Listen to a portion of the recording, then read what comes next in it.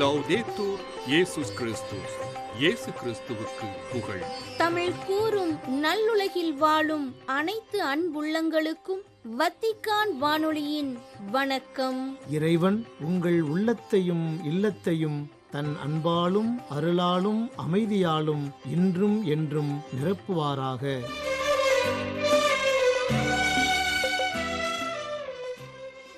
அன்பு நேயர்களே, வத்திக்கான் வானொலி இன்று உங்களுக்கு வழங்க இருக்கும் நிகழ்வுகள் தடம் தந்த தகைமை, நேர்காணல் மற்றும் செய்திகள்.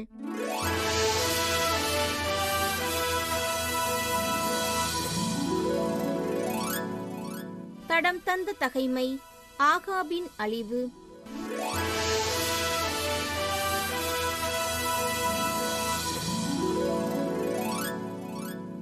இஸ்ரேலின் அரசனும் யூதாவின் அரசர் யோசபாத்தும் ரமோத்து கிளையாதின் மீது படையெடுத்துச் சென்றனர். இஸ்ரேலின் அரசன் யோசபாத்தை நோக்கி, நான் மாறு வேடத்தில் போருக்குச் செல்வேன், நீரோ உம் அரச உடைகளை அணிந்து வாரும் என்று சொல்லிவிட்டு மாறு வேடத்தில் போருக்குச் சென்றான். சிரியா மன்னன் தன் தேர்ப்படை தலைவர்களை நோக்கி, நீங்கள் சிறியவரோடும் பெரியவரோடும் போர் புரியாமல் இஸ்ரேலின் அரசன் ஒருவனோடு மட்டும் போரிடுங்கள் என்று கட்டளையிட்டிருந்தான். ஆதலால் தேர்ப்படை தலைவர்கள் யோசபாத்தை கண்டவுடன், இவன்தான் இஸ்ரேலின் அரசன் என்று அவனோடு போரிடும்படி அவனை சூழ்ந்து கொண்டார்கள். அப்பொழுது யோசபாத்து ஆண்டவரை நோக்கி கூக்குரலிட, அவரும் அவருக்கு துணையாக வந்து எதிரிகள் அவனை விட்டு விலகும்படி செய்தார்.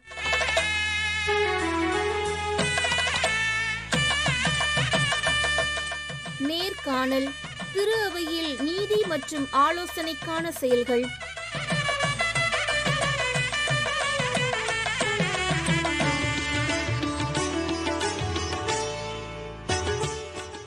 நீதி இல்லாத ஓர் அரசு உண்மையான அரசு அல்ல. உண்மையில் நீதி என்பது ஒவ்வொருவருக்கும் அவரவர் உரிமையை பகிர்ந்து கொடுக்கும் நல்லொழுக்கம். மனித சகவாழ்வில் ஓர் உயர்ந்த செயல்பாட்டை செய்ய அழைக்கப்படும் நீதியை மக்களுக்கு வழங்க வேண்டும் என்ற எண்ணத்தோடு பலர் திரு அவையில் பணியாற்றி வருகின்றனர்.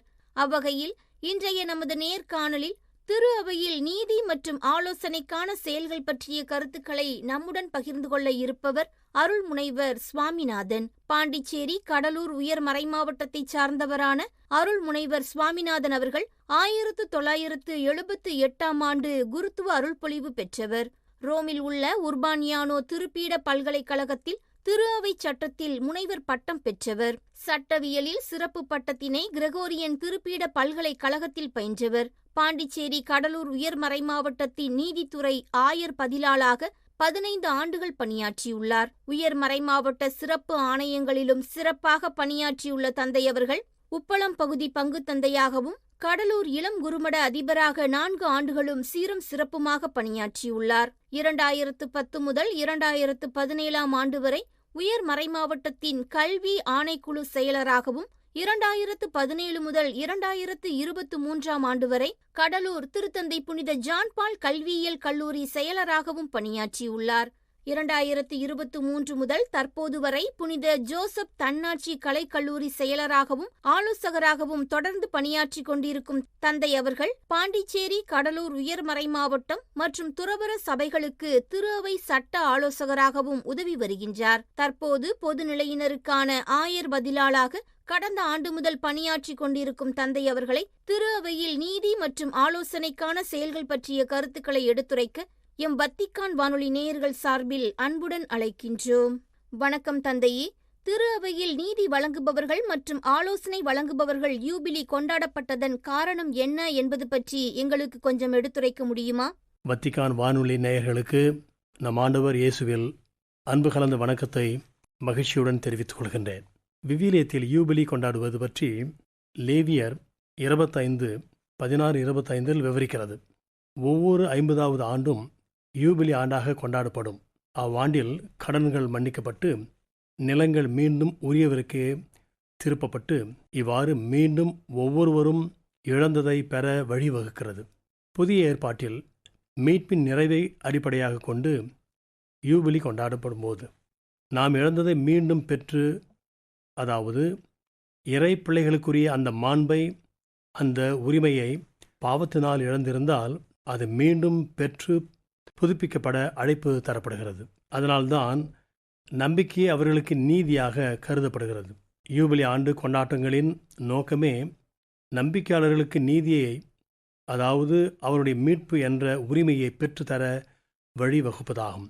நீதி வழங்குபவர்கள் மற்றும் ஆலோசனை வழங்குபவர்கள் உலகத்திற்கு அளிக்கும் பங்களிப்பு என்ன என்பது பற்றி கூறுங்களேன். திரு அவையில் நீதி வழங்குவோருக்கு, சட்ட ஆலோசனை வழங்குவோருக்கும் யூபிலி ஆண்டில் சிறப்பு பொறுப்புகள் உண்டு. திரு அவை புனிதமானது என்று நாம் அறிக்கையிடுகின்றோம். அது அன்பின் சமூகம், அருளாட்சி சமூகம் என்றும் கூறுகின்றோம். ஆனால் திரு அவையின் நம்பிக்கையாளர்கள் மனிதர்கள்தான். அவர்களும் ஒரு திரு அவையாக இணைந்து மீட்பு என்ற இலக்கை நோக்கி பயணிக்கின்றார்கள். அதனால் அவர்களுக்குள் கடமையும் உரிமைகளும் எழுகின்றன. எனவே இந்த திரு அவையை நெறிப்படுத்தவும் வழிநடத்தவும் திரு அவையில் சட்டங்களும் நெறிமுறைகளும் உள்ளன. திரு அவை நம்பிக்கையாளர்கள் அடிப்படை மனித மாண்புக்கு சொந்தக்காரர்கள் என்பது மட்டுமல்ல, அவர்கள் மீட்கப்பட்ட மக்கள் என்ற மாண்பும் இறை அரசுக்கு அழைக்கப்பட்டவர்கள் என்ற சிறப்பும் அவர்களுக்கு தனிப்பட்ட உரிமைகளையும் கடமைகளையும் தருகிறது. பிலமோன் வசனம் 16. இவற்றையெல்லாம் மனதில் கொண்டு நம்பிக்கையாளர்களுக்கும் அவர்களை நெறிப்படுத்தும் திரு அவை ஆட்சியாளர்களுக்கும் உறுதுணையாக இருப்பதே திரு அவையில் நீதி வழங்குவோர் மற்றும் சட்ட ஆலோசனை வழங்குவோரின் பணிகளாகும். திரு அவை நம்பிக்கை சமூகமாகவும் அன்பின் சமூகமாகவும் இருப்பதே அதன் இயல்பு. நம்பிக்கையும் அன்பும் திரு அவைக்கு இறையாட்சியின் மாண்பை தருகிறது. அப்படியென்றால் இந்த மாண்பு நம்பிக்கையாளரின் உரிமையாகும். இறை வார்த்தையை அறிவிக்கும் கடமையும் உரிமையும் அருள் அடையாளங்கள் மூலம் மீட்பின் பாதையில் பயணிக்கவும் உரிமை தருவதும் இந்த மாண்புதான்.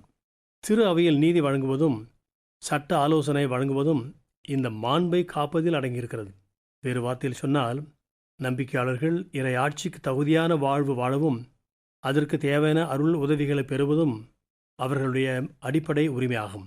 திருச்சட்டம் எண்கள் 208 223 வரை இந்த அடிப்படை உரிமைகளை விவரிக்கின்றன. இந்த உரிமைகள் தேவைகளை பெறுவதில் தடை ஏற்படும் போதும் அல்லது மறுக்கப்படும் போதும் அல்லது மறைக்கப்படும் போதும் திரு ஆட்சியாளரிடம் முறையீடு செய்யவும் உரிய நிவாரணம் பெறவும் திருச்சட்டம் வழி வகுக்கிறது. திரு அவையில் காணப்படும் பிணக்குகள், வழக்குகள், கோரிக்கைகள் எல்லாம் இந்த உரிமைகளை பற்றியதாகவே இருக்கும். இந்த உரிமைகள் மறுக்கப்படும் போது அங்கு அநீதி அழைக்கப்படுகிறது. திரு அவையில் நீதி வழங்குவது என்பது வெறும் சட்டங்களை நிலைநாட்டுவது அல்ல, மாறாக நம்பிக்கையாளர்கள் அருள்வாழ்வு பெறும் உரிமையையும் மாண்பையும் மீட்டுக் கொடுப்பதாகும். அதுவே நீதி வழங்கும் பணியாக கருதப்படுகிறது. உலக பார்வையில் ஒரு நாட்டின் சட்டம் மக்களுக்கு வழங்கும் உரிமையை மீட்டுக் கொடுப்பதும் தவறு இழைத்தவரை தண்டிப்பதும் நீதி என்று கருதப்படுகிறது. இந்த செயல்முறையில் தனி மனித மாண்பும் உரிமையும் மதிக்கப்பட வேண்டும் என்பதை விட சமூகத்தில் சட்டம் ஒழுங்கு நிலைநாட்டப்பட வேண்டும் என்பதே அளவுகோலாக இருக்கும். திரு அவையில் நீதி வழங்குவது என்பது உலக மரபிற்கு வேறுபட்டதாக இருக்கும். திரு அவையில் நம்பிக்கையாளர்களுக்கு இறை இயேசுவை கண்டடைவது, அவருடைய அருள் பிரசன்னத்தை உணர்வது அவர்கள் பெற்றுள்ள உரிமையாகவும். திரு அவையில் அருட்சாதன கொண்டாட்டங்கள், வழிபாடுகள், இறை வார்த்தை அறிவித்தல், அறப்பணிகள் ஆற்றல், இவை போன்ற மேய்ப்பு பணிகள் மூலம் நம்பிக்கையாளர்கள் இறையாட்சிக்கு தகுதியுள்ளவர்களாக உருவாக்கம் பெற திரு அவை அருட்பணியாளர்கள், ஆட்சி பணியில் இருப்பவர்கள் செயலாற்றுகிறார்கள். மேற்சொன்ன மேய்ப்பு பணிகளை நெறிப்படுத்தும் சட்டங்களும் விதிமுறைகளும் நம்பிக்கையாளர்களின் மீட்புக்காகத்தான். வழக்குகள், பிணக்குகள், விதிமீறல்கள் என்று எவை வந்தாலும் அதற்கு தீர்வு காணும்போது சம்பந்தப்பட்ட நம்பிக்கையாளர்கள் மீட்கப்பட வேண்டும் என்பதை குறிக்கோளாக விளங்கும். திருத்தந்தை 16 பெனடிக்ட் காரிதாஸின் வெரிதாத்தே என்ற மடலில் திரு அவையில் நீதி என்பது அன்பிலும் உண்மையிலும் கட்டப்பட்டதாக இருக்க வேண்டும் என்று கூறுகிறார். நாம் இறைவனின் சாயலாக உருவாக்கப்பட்டவர்கள், இயேசுவின் இறப்பு உயிர்ப்பால் மீட்கப்பட்டவர்கள். இதுவே நமது அடையாளம். நீதி வழங்குவது என்றால் அவரவருக்கு உரியதை அவருக்கே கொடுப்பது. அன்பில் நீதி என்பது ஒருவருக்கு உரியதை கொடுப்பது மட்டுமல்ல, அதையும் கடந்து ஒருவருக்கு எது நலன் பயக்கும் என்பதையும் அறிந்து அதையும் சேர்த்து கொடுப்பதில்தான் நீதி இருக்கிறது என்று கூறுகிறார்.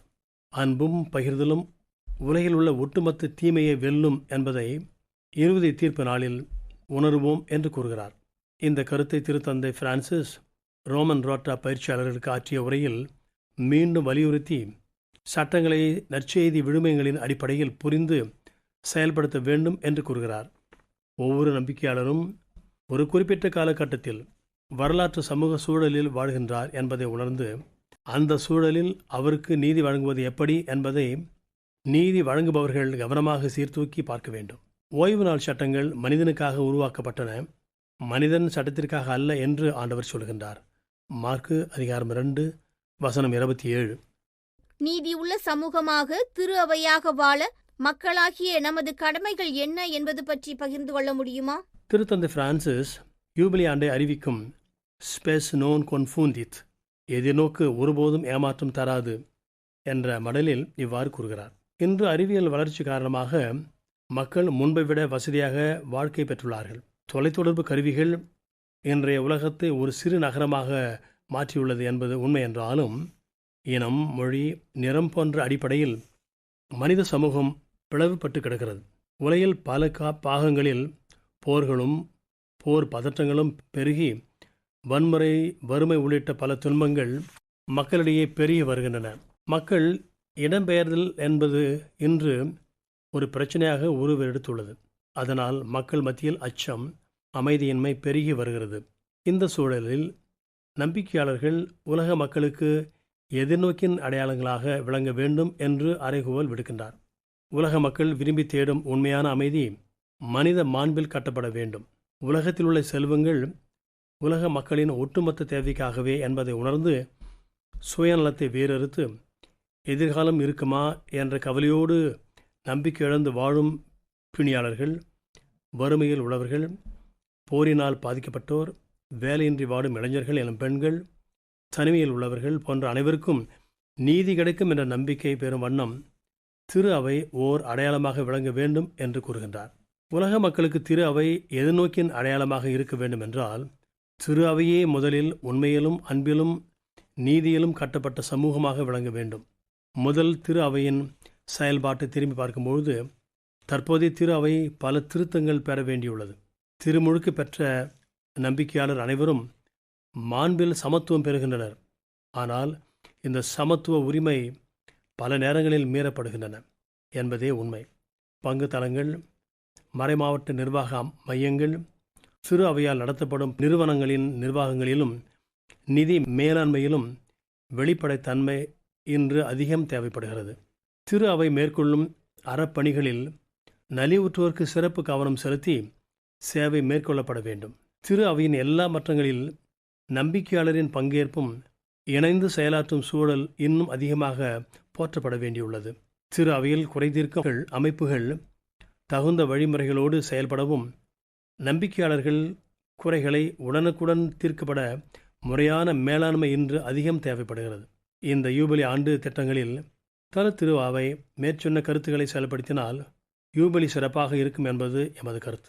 திரு அவையில் நீதி வழங்குபவர்கள் மற்றும் சட்ட ஆலோசனை வழங்குகின்றவர்கள் பணி பற்றிய எனது சிந்தனைகளை பகிர்வதற்கு வாய்ப்பு கொடுத்த வத்திக்கான் வானொலிக்கும் மற்றும் நேயர்களுக்கும் நன்றி, வணக்கம். நன்றி தந்தையே. மிக அருமையாக, தெளிவாக, எளிமையாக உங்களது கருத்துக்களை எங்களுடன் பகிர்ந்து கொண்டீர்கள். உங்களது பணி சிறக்க எம் வத்திக்கான் வானொலி நேயர்கள் சார்பில் வாழ்த்துக்களும் ஜெபங்களும். திரு அவையில் நீதி மற்றும் ஆலோசனைக்கான செயல்கள் என்ற தலைப்பில் இன்றைய நேர்காணலை உங்களுக்கு வழங்கியது வத்திக்கான் வானொலி.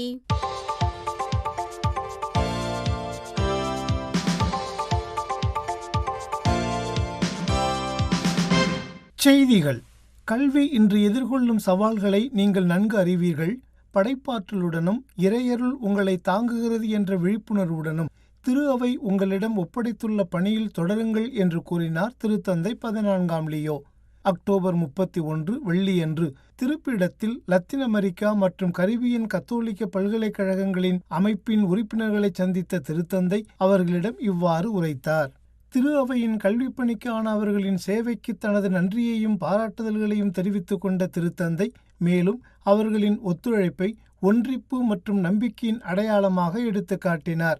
லத்தீன் அமெரிக்காவில் முதல் பல்கலைக்கழகங்கள் நிறுவுவதில் திரு அவையின் வரலாற்று பங்கை நினைவுகூர்ந்த திருத்தந்தை கத்தோலிக்க பல்கலைக்கழகங்கள் இறை நம்பிக்கை மற்றும் பகுத்தறிவை ஒருங்கிணைத்து படைப்பாற்றல், அறிவு மற்றும் நற்செய்தி அறிவிப்பின் மையங்களாக செயல்பட வேண்டும் என்றும் அவர்களிடம் வலியுறுத்தினார். மேலும் படைப்பாற்றல் மற்றும் கடவுளின் அருளில் நம்பிக்கையுடன் நவீன கல்வி சவால்களை எதிர்கொள்ளவும் திருத்தந்தை அவர்களை ஊக்குவித்து தனது அப்போஸ்தலிக்க ஆசிரியையும் வழங்கி தனது உரையை நிறைவு செய்தார். தொழில்நுட்பத் துறைகள் மற்றும் அலங்காரங்கள் பெரும்பாலும் மேலோட்டமாக இருக்கும் ஒரு உலகில் நாம் வாழ்ந்து கொண்டிருக்கின்றோம் என்றும், அதேவேளை மாணவர்களுக்கு அவர்களின் உள் சுயத்துடன் தொடர்பு கொள்ள உதவி தேவை என்றும் கூறினார் திருத்தந்தை 14ஆம் லியோ. அக்டோபர் 31 வெள்ளிக்கிழமை கல்வி உலகத்தின் ஆண்டு விழாவை முன்னிட்டு திருப்பீடத்தில் கல்வியாளர்களுக்கு வழங்கிய உரையில் இவ்வாறு தெரிவித்த திருத்தந்தை, குழந்தைகளையும் மாணவர்களையும் உருவாக்கும் அவர்களின் அர்ப்பணம் நிறைந்த பணிகளுக்காக அவர்களை பாராட்டினார். மனிதநேயம் மற்றும் நம்பிக்கையை மையமாக கொண்ட அணுகுமுறை மூலம் மனதை மட்டுமல்ல இதயங்களையும் உருவாக்குவதில் ஆசிரியர்களின் முக்கிய பங்கை திருத்தந்தை தனது உரையில் எடுத்து காட்டினார். புனித அகஸ்தினாரின் வாழ்விலிருந்து உத்வேகத்தை பெற்று உள்நிலை, ஒன்றிப்பு, அன்பு மற்றும் மகிழ்ச்சி ஆகிய 4 தலைப்புகளின் கீழ் தனது சிந்தனைகளை அவர்களுடன் பகிர்ந்து கொண்டார் திருத்தந்தை. கல்வி என்பது கிறிஸ்துவில் வேரூன்றிய ஒரு கூட்டு பயணமாகும் என்றும், அங்கு ஆசிரியர்களும் மாணவர்களும் ஒன்றிணைந்து கற்றுக்கொள்கிறார்கள் என்றும் கூறினார் திருத்தந்தை. அன்பு என்பது ஒவ்வொரு கற்பித்தல் செயலையும் உயிர்ப்பிக்க வேண்டும் என்றும், அது அறிவை சேவையாக மாற்றுகிறது மற்றும் அமைதி, புரிதல் மற்றும் உள்ளடக்கத்தை வளர்க்கிறது என்றும் அவர்களுக்கு எடுத்து காட்டினார் திருத்தந்தை. இரக்கம், உரையாடல் மற்றும் அக்கறைக்கு முன்னுரிமை அளிக்குமாறு கல்வியாளர்களை வலியுறுத்திய திருத்தந்தை, கல்வியாளர்களை குறைத்து மதிப்பிடுவது நம்பிக்கையின் நெருக்கடியை உருவாக்கும் ஆபத்தை ஏற்படுத்தும் என்று அவர்களிடம் எச்சரித்தார். மிகச் சிறியோராகிய என் சகோதரர் சகோதரிகளுள் ஒருவருக்கு நீங்கள் செய்ததையெல்லாம் எனக்கே செய்தீர்கள் என உறுதியாக உங்களுக்கு சொல்கிறேன் என்ற கிறிஸ்துவின் போதனையை எதிரொலிக்கும் வகையில் கல்வியாளர்களை ஆசிர்வதித்து உள்நிலை, ஒன்றிப்பு, அன்பு மற்றும் மகிழ்ச்சியை அவர்களின் பணியின் வழிகாட்டும் கொள்கைகளாக மாற்றிக்கொள்ளுமாறு அவர்களை ஊக்குவித்து தனது உரையை நிறைவு செய்தார் திருத்தந்தை. இயேசுவுக்கு நெருக்கமானவர்கள் இறைவேண்டல், அருளடையாளங்கள் மற்றும் அன்றாட வாழ்க்கை வழியாக அவருடைய நண்பர்களாக மாறுபவர்கள் அவர் உணர்வது போல் உணரத் தொடங்குகிறார்கள் என்று கூறினார் திருத்தந்தை 14ஆம் லியோ. அக்டோபர் 31 வெள்ளிக்கிழமை அனைத்துலக இளையோர் ஆலோசனை குழுவின் உறுப்பினர்களை திருப்பீடத்தில் சந்தித்த போது இவ்வாறு உரைத்த திருத்தந்தை, திரு அவை இளைஞர்களை நன்கு புரிந்து கொள்ளவும் அவர்களுக்கு உதவும் வகையில் அவர்களின் முன்னோக்குகளை வழங்கியதற்காக அவர்களுக்கு நன்றி தெரிவித்துக் கொண்டார். பங்கேற்பு, ஒன்றிணைந்த பயணம் மற்றும் பணி ஆகிய 3 கருப்பொருள்களை மையமாக கொண்டு தனது சிந்தனைகளை அவர்களுடன் பகிர்ந்து கொண்டார் திருத்தந்தை. உலகத்தையும் தங்கள் ஒத்த வயதினரையும் கிறிஸ்துவின் கண்களால் பார்க்கவும் பரிவுடனும் நம்பிக்கையுடனும் பதிலளிக்கவும் இளையோரை ஊக்குவித்தார் திருத்தந்தை. சமூகம் மற்றும் உருவகமில்லாத தனிமைப்படுத்தப்பட்ட நிகழ்நிலையில் மட்டுமே உள்ள நம்பிக்கைக்கு எதிராக அவர்களை எச்சரித்த திருத்தந்தை, உண்மையான ஒன்றிணைந்த பயணம் என்பது இளையோர் ஒன்றாக விசுவாசத்தில் வாழவும் அவர்களின் மகிழ்ச்சிகளையும் போராட்டங்களையும் பகிர்ந்து கொள்ளவும் கூட்டுறவில் வளரவும் உதவுகிறது என்றும் எடுத்துக்காட்டினார். இளையோரின் குரல்கள் கேட்கப்பட்டு மதிக்கப்படுகின்றன என்பதை உறுதிப்படுத்தி தனது உரையை நிறைவு செய்த திருத்தந்தை, மேலும் தூய ஆவியார் அவர்களை மகிழ்ச்சியான கிறிஸ்தவ சான்று பகிர்தலில் வழிநடத்தி பலப்படுத்த வேண்டும் என்றும் இறைவேண்டல் செய்தார். மெலிசா சூறாவளி கரிபீனை கடுமையாக பாதித்துள்ளதுடன் ஜமைக்கா மற்றும் கியூபாவை நேரடியாக தாக்கியது என்றும், மேலும் ஹைட்டி மற்றும் டொமினிக்கன் குடியரசையும் பாதித்தது என்றும் செய்திக்குறிப்பு ஒன்று தெரிவிக்கின்றது. மேலும் வெள்ளம், புயல் அலைகள் மற்றும் உள்கட்டமைப்பு சேதங்களால் 7 லட்சத்திற்கும் மேற்பட்ட குழந்தைகள் பாதிக்கப்பட்டுள்ளனர் என்றும் அச்செய்திக்குறிப்பு மேலும் தெரிவிக்கின்றது. இத்துடன் வத்திக்கான் வானொலியின் தமிழ் ஒலிபரப்பு நிறைவு பெறுகின்றது. உங்கள் செவிமடுத்தலுக்கு நன்றி. வணக்கம்.